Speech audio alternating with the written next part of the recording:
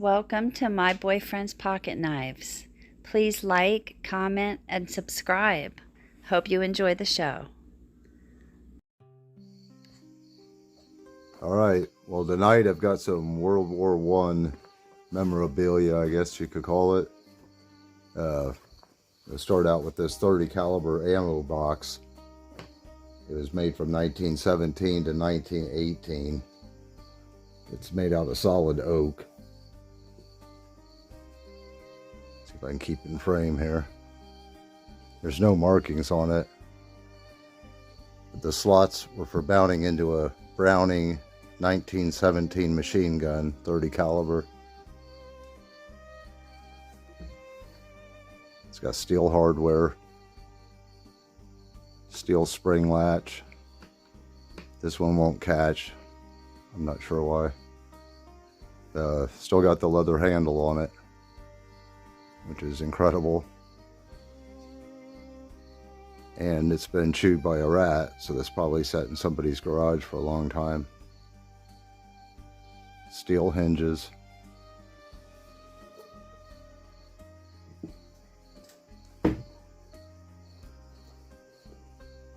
So then I got the, this is a Japanese World War I canteen.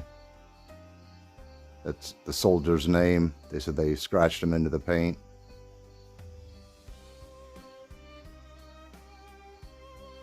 If you can see the 4 circles, that's the factory mark. Those were on the bayonets. And it's at number 14, I think it is, painted onto it.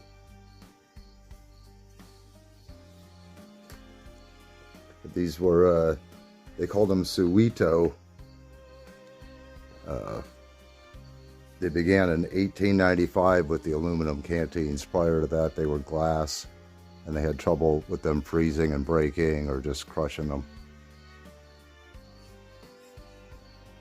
So it's missing the chain, and it's not the correct cork. I had to wrap it to keep it to stay in there. The Type 98 is what they're called, but they didn't ever have a designation. So they originally were brown or orange, which this one has the orange paint to begin with. Then they were given the command to paint them green, and then they were given the command to paint them black. I'm sorry, I've got that backwards. Paint them black and then paint them green. But you could barely see the green. It's hard to tell, especially in this light, but it's on the very top. There you can see green. So it was orange, then green. I'm sorry, I did it again. Orange, then black, then green. So this probably went through the Japanese Russo Wars. I think it was, they're called the Meiji because it was Emperor Meiji, 1868 to 1912. So this probably dates back to 1912 or earlier. So it went through the Japanese Russo War and then into World War I, and that's probably when they were given the command to paint them green. So those are pretty rare. They're hard to find. I looked upon that one, and it was pretty cheap. I can't remember now what it was, but so this is the American World War I canteen. It's all aluminum. It's got welded seams. So it was 2 halves they put together. It's got the chain retainer. No cork in it, it's all gone.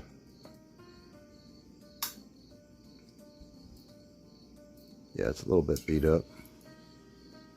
I don't have the correct cover for it. I keep it in a 1943 cover, which is very similar. So this one here, this has a pretty wild story behind it. I'll set it down where you can see it all. So my brother's getting dirt delivered to his house so he can bring his yard up.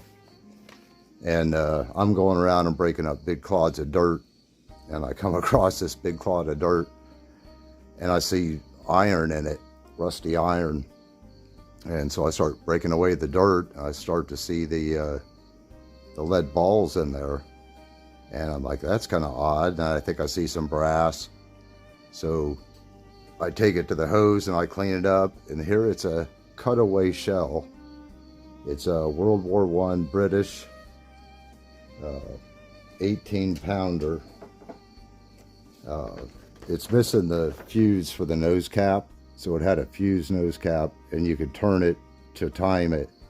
And so when you shot the shell, the fire went down through the barrel, entered the nose cap, and depending on how long you set it up for, it would twist it around and burn the gunpowder, lighting the powder here, setting off the charge, and exploding over the troops like a shotgun blast.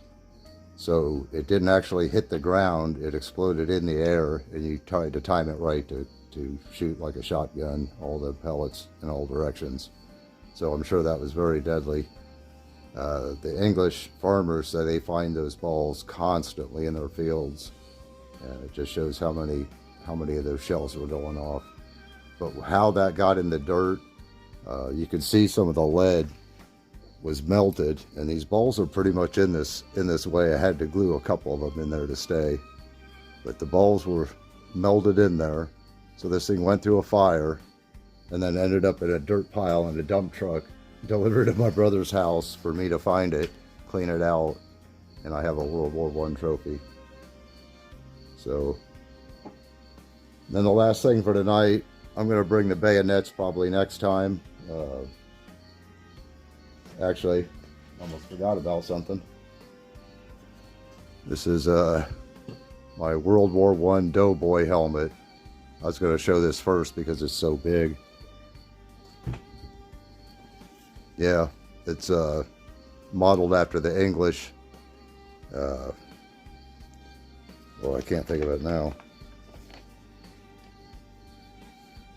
Brody, there you go. The English Brody helmet. They were getting rained down from all those shells that I was just talking about, and debris. They were getting more head injuries from falling debris. So that's when they came out with the World War I helmet. So this one has the liner in it. They called it like a tar paper. It's like a fabric. See if we can get this in here. Sorry, hang on a second. It's a Tighten cord and adjust net to fit the head. So you would tighten this string here, which would pull this tighter to sit better on your head. This is a size 6 7/8. It has like a felt pad down there in the bottom that's under the rivet, so it's permanently installed in there. You can see the felt pad, a leather strap. That's real good condition. The chin strap is broke off. But that was a good find. That was at a garage sale. I still have the price tag here. $70. So that wasn't cheap, but it's a nice one. I have another one with no liner, but it's boxed away somewhere. So then the last thing tonight, it's not necessarily World War I military, but I thought it was pretty cool. 1916 HT. It's kind of hard to tell, but that's like brass in all of the engraving, stamping. So somehow he melded brass into there. So yeah, that's an awesome little hatchet. It's real nice. Brass marks on it. Alright, well that's all I got for tonight. Bring you the bayonets, World War I bayonets, American and British. Probably on the next one. Alright, thanks for watching.